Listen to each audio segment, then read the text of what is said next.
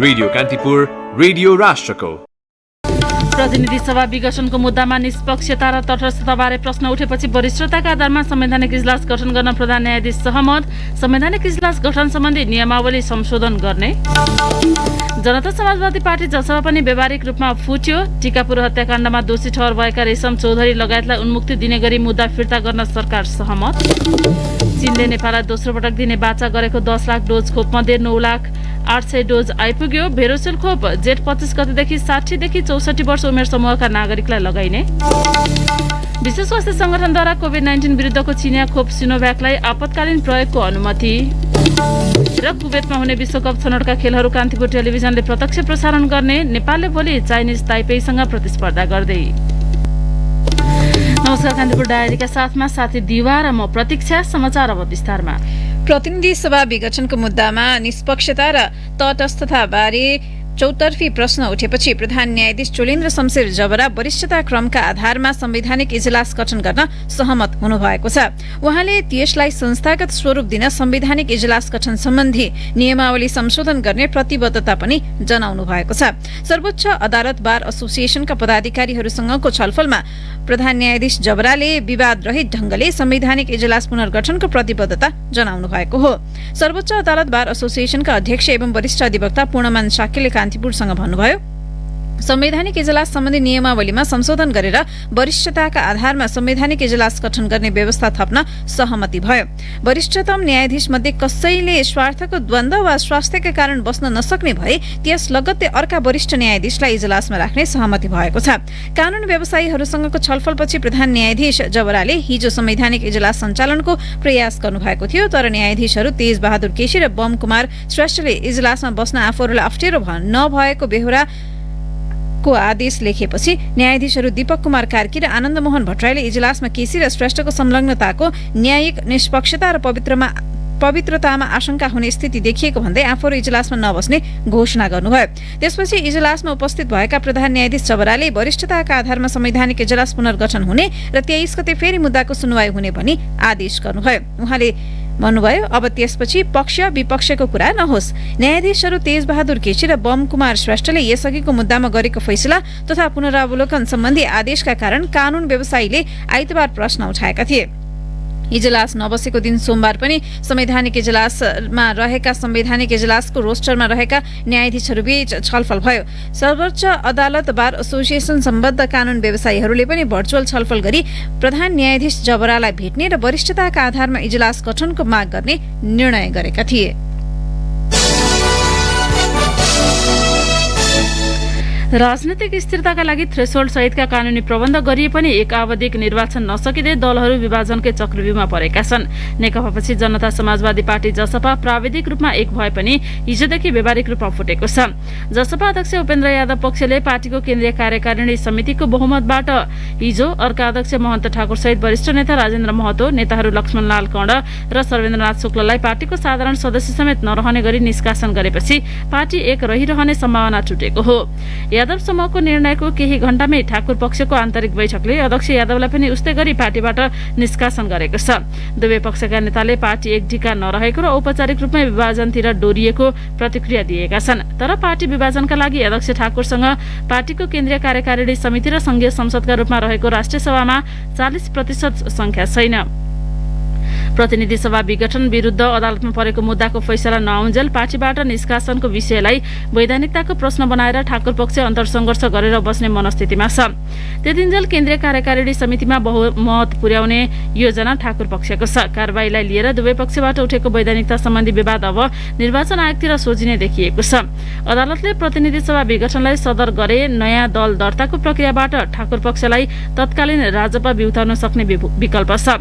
प्रतिनिधि सभा पुनर्स्थापना भए पार्टी र दल दुवैतिर 40% पुर्याउनु पर्ने हुन्छ। विघटित प्रतिनिधि सभामा ठाकुर पक्षमा 20 र यादव पक्षमा 12 सांसद थिए। पार्टीको केन्द्रीय कार्यकारिणी समितिमा ठाकुर पक्षको अहिले 38% संख्या छ। दुई ठूला दल एमाले र माओवादी केन्द्र मिलेर बनेको नेकपा सत्ता स्वार्थको संघर्षले गत फागुन 23 को सर्वोच्च अदालतको फैसलासँगै टुटेको थियो।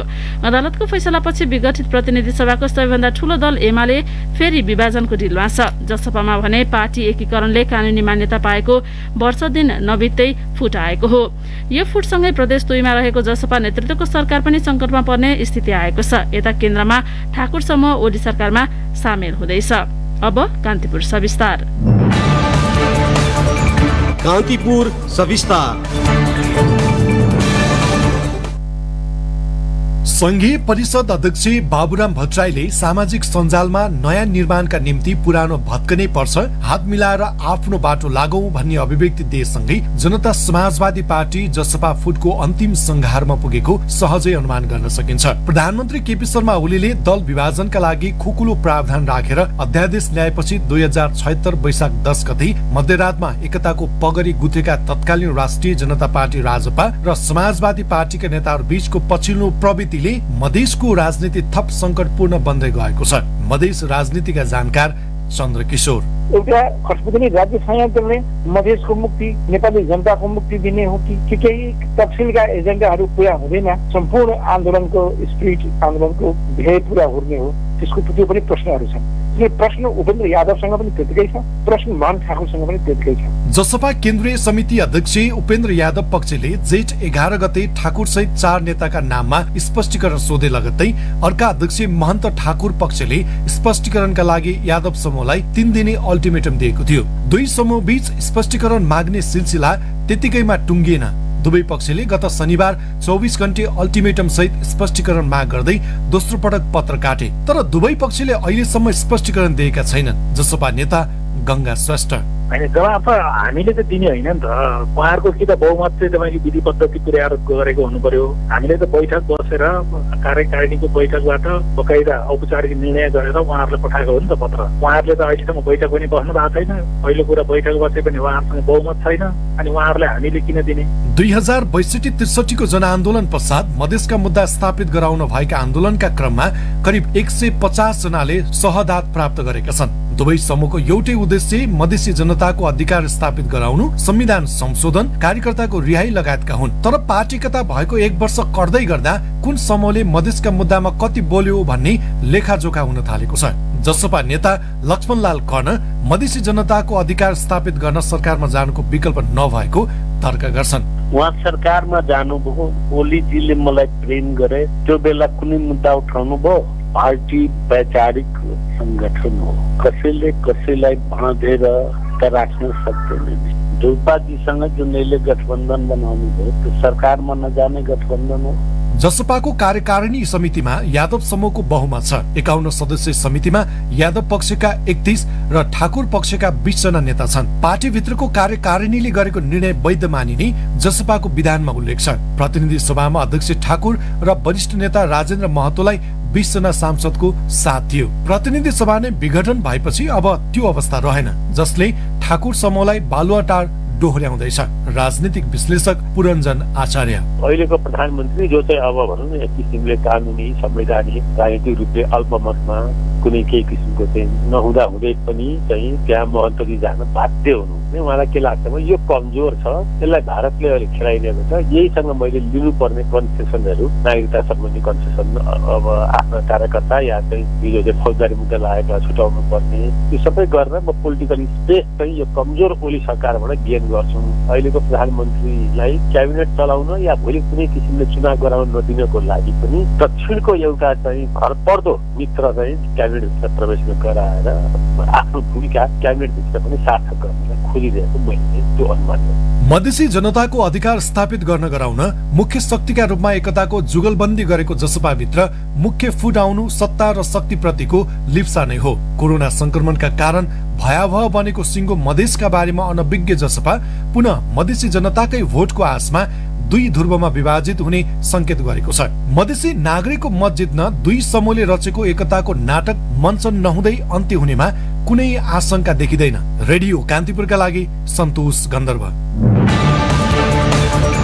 कान्तिपुर सविस्तार।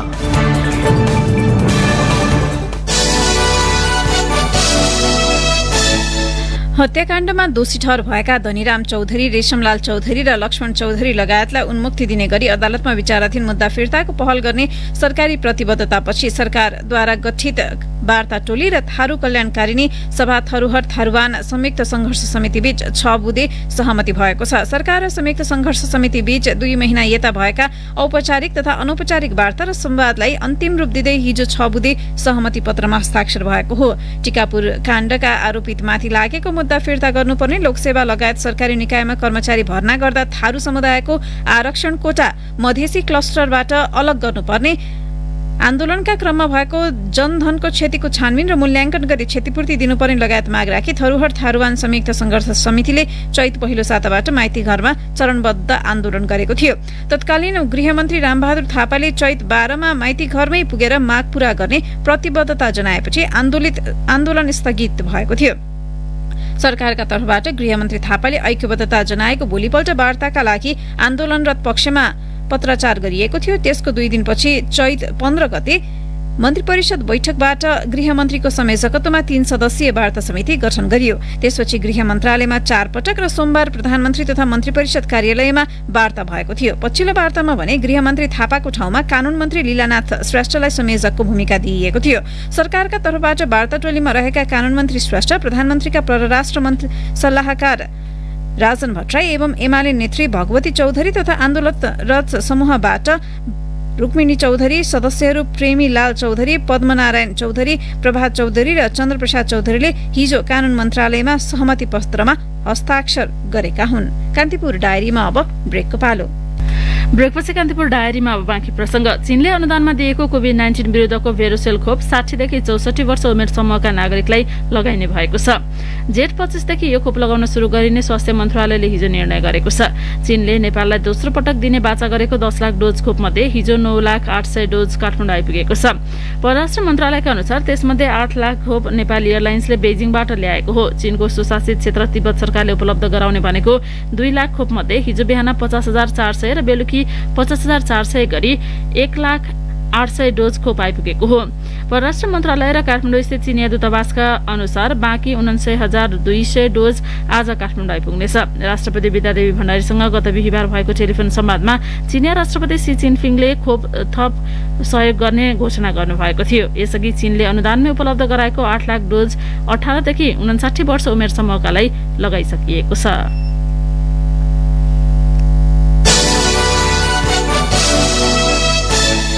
पछिल्लो 24 घण्टामा 20,165 जनाको परीक्षण गर्दा 6,085 जनामा कोरोना संक्रमण पुष्टि भएको छ। सोही अवधिमा 6,898 जना निको भएका छन् भने 68 जनाको मृत्यु भएको छ। सक्रिय संक्रमितको संख्या 1,04,789 रहेको स्वास्थ्य मन्त्रालयले जनाएको छ। कोरोना संक्रमणका कारण 36 घण्टाको अन्तरालमा विराटनगर 1 मा एकै परिवारका 3 जनाको मृत्यु भएको छ। 81 वर्षीय आमा, 62 वर्षीय छोरा र 56 वर्षीय बुहारीको मृत्यु भएको हो। हजुरआमा र आमा बुवा गुमाएका दिवस टुङ्गान अहिले कोशीको कोभिड अस्पतालमा उपचाररत छन्।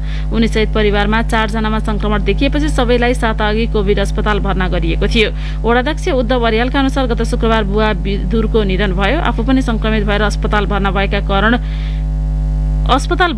कारण दिवसले दागबत्ती दिन पनि पाएनन्। नेपाली सेना सहित आफन्तको सहभागितामा विदुरको अन्त्येष्टि गरेर मलामी घर आइपुगेको केही समयपछि शनिबार साँझ दिवसकी हजुरआमा नारायणी देवीको निधन भएको खबर अस्पतालबाट आयो। त्यसको 5 घण्टापछि आमा इन्दिराको निधन भएको हो। विराटनगरको महालक्ष्मी ज्वेलर्सका सञ्चालक विमल बेगवानीले पनि कोरोना संक्रमणको दोस्रो लहरमा 24 घण्टाको अवधिमा पत्नी र छोरा गुमाए। उनकी 61 वर्षीय पत्नी नीलम देवीको वैशाख 29 मा निधन भयो। भोलिपल्ट 43 वर्षीय छोरा दिलीपको पनि संक्रमणकै कारण ज्यान गएको थियो। विश्व स्वास्थ्य संगठन WHO ले कोरोना भाइरसका विभिन्न भेरिएन्टलाई नयाँ नाम दिएको छ। युके, दक्षिण अफ्रिका, ब्राजिल, अमेरिका, फिलिपिन्स र भारतमा पहिलो पटक देखिएका भेरिएन्टलाई WHO ले ग्रीक भाषाका अक्षरबाट नयाँ नाम दिएको छ। युकेमा देखिएको भेरिएन्ट B.1.1.7 लाई अल्फा नामाकरण गरिएको छ। सो भेरिएन्ट सन् 2020 को सेप्टेम्बरमा पहिलो पटक देखिएको थियो। त्यस्तै दक्षिण अफ्रिकामा देखिएको 2020 को मेमा पहिलो पटक देखिएको भेरिएन्टलाई बीटा नाम दिइएको छ। त्यस्तै WHO ले ब्राजिल भेरिएन्ट P.1 लाई गामा नाम दिएको छ भने भारतीय भेरिएन्टले डेल्टा नाम पाएको छ। ब्राजिली र भारतीय भेरिएन्ट गत वर्षको नोभेम्बर तथा अक्टोबरमा पहिलो पटक देखिएका थिए। संगठनले भाइरसका भेरिएन्टलाई देशको नामसँग जोडेर नकारात्मक टिप्पणी गर्ने गरिएको कारण नयाँ नाम दिइएको जनाएको छ। भारतमा देखिएको नयाँ भेरिएन्टलाई गत महिना भारतीय भेरिएन्टको नाम दिइएपछि भारत सरकारको निकै आलोचना भएको थियो। भारतमै देखिएको अर्को भेरिएन्टलाई भने काप्पा नाम दिइएको छ।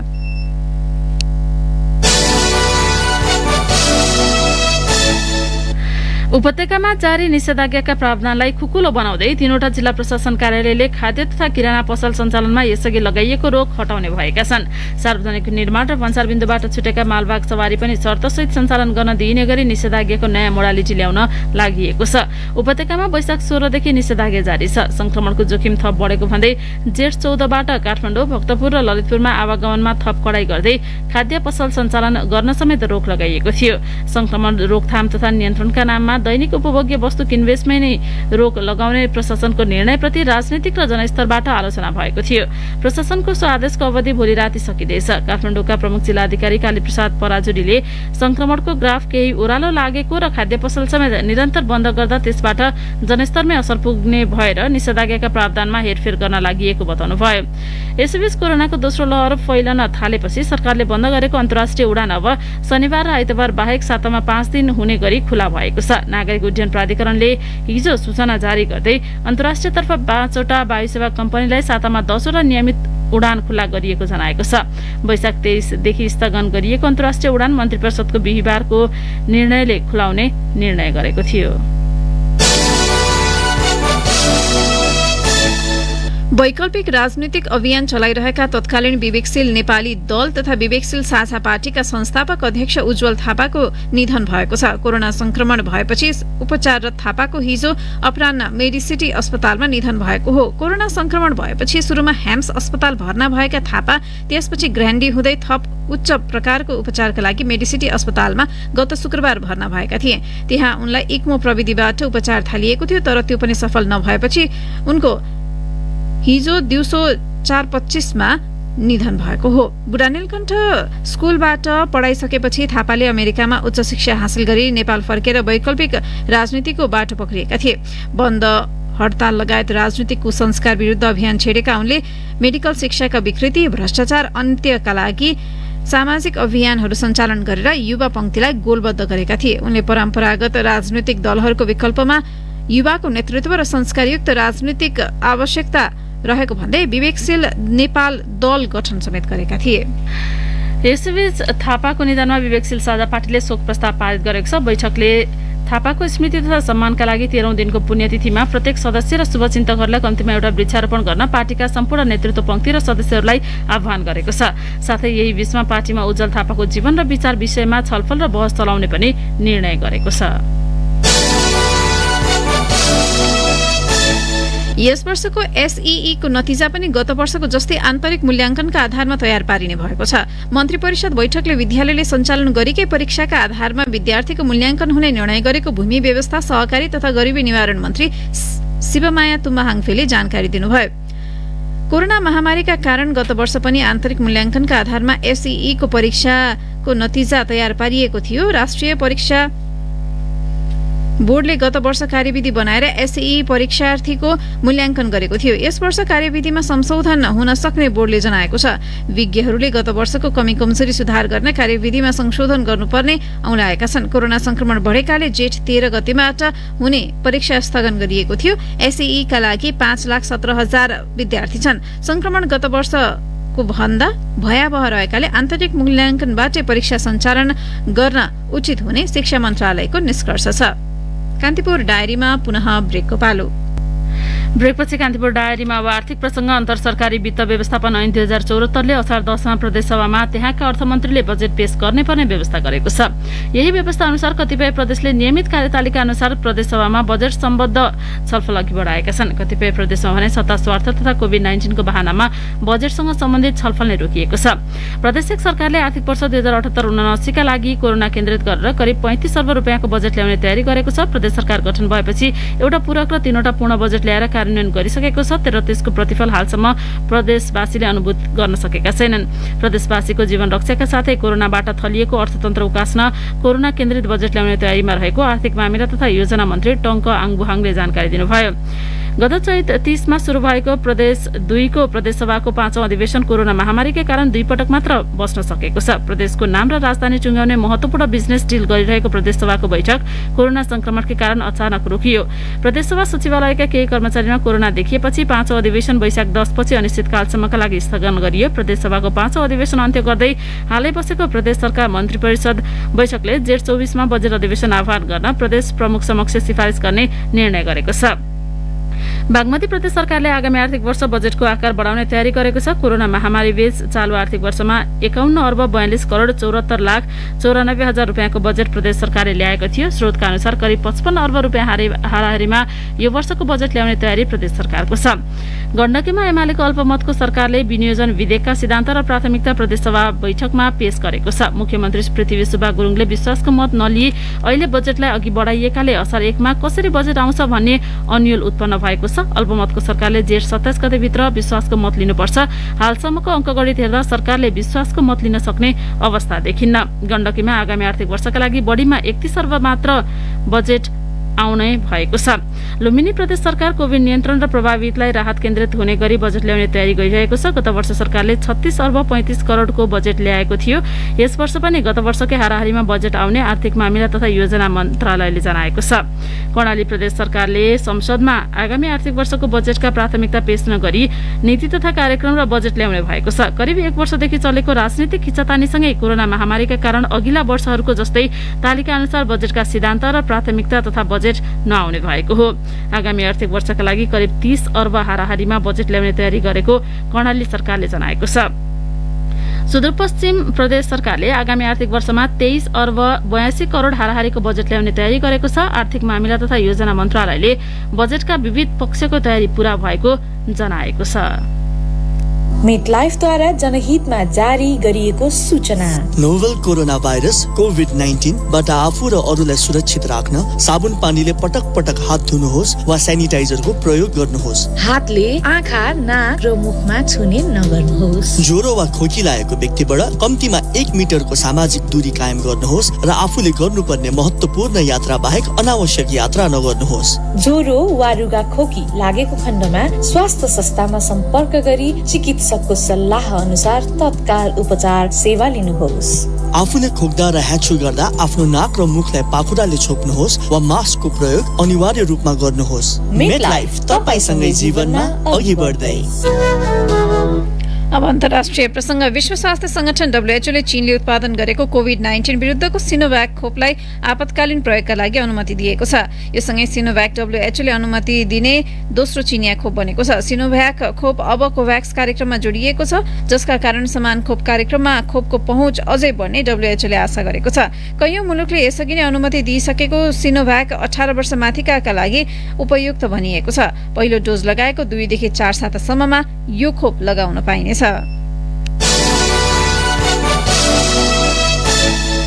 अब एउटा खेल प्रसंग। कुवेतमा हुने फिफा विश्वकप छनौट अन्तर्गत नेपालले खेल्ने 3 खेलको प्रत्यक्ष प्रसारण कान्तिपुर टेलिभिजनले गर्ने भएको छ।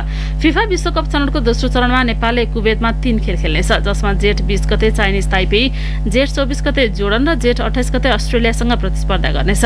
जसको प्रत्यक्ष प्रसारणका लागि अखिल नेपाल फुटबल संघ एन्फा र कान्तिपुर टेलिभिजन बीच सम्झौता भएको छ, जसमा एन्फाका तर्फबाट महासचिव इन्द्रमान तुलाधर र कान्तिपुर टेलिभिजनका मार्केटिङ हेड गौरी दाहालले सम्झौता पत्रमा हस्ताक्षर गरेका थिए। यसको बजार व्यवस्थापनको जिम्मा एडी रिलिजले गर्नेछ। नेपालले घरेलु मैदानमा खेल्नुपर्ने प्रतियोगिता कोभिडका कारण तटस्थ मैदानमा खेल्न लागेको हो। एसियन फुटबल महासंघले समूह बी का सबै खेल कुवेतमा गराउने निर्णय अनुसार नेपालले कुवेतमा दोस्रो चरणका खेल खेल्न लागेको हो। नेपालले खेल्ने सबै खेल नेपाली समयअनुसार राति 9:30बाट सुरु हुनेछन्। प्रतियोगितामा नेपालले 5 खेल खेल्दा 4 हार र 1 जित निकालेको छ। अब मौसम सम्बन्धी जानकारी। काठमाडौँ उपत्यका सहित मुलुकका अधिकांश भूभागमा आंशिकदेखि सामान्य बदली हुने जल तथा मौसम पूर्वानुमान महाशाखाले जनाएको छ। पहाडी र तराई भूभागका 1-2 स्थानमा मेघगर्जन, चट्याङ, हावाहुरी सहित हल्का वर्षाको सम्भावना रहेको पनि महाशाखाको अनुमान छ। केही बेर अघि 18 डिग्री सेल्सियस मापन गरिएको काठमाडौँ उपत्यकाको अधिकतम तापक्रम आज 27 डिग्री सेल्सियससम्म पुग्नेछ। सूर्योदय बिहान 5:08 भयो भने सूर्यास्त भरे साँझ 6:56 हुनेछ। हस्त कान्तिपुर डायरीको यो बुलेटिन अहिलेलाई यही सकिन्छ। दिवा र प्रतीक्षा बिदा हुन्छौँ। नमस्कार।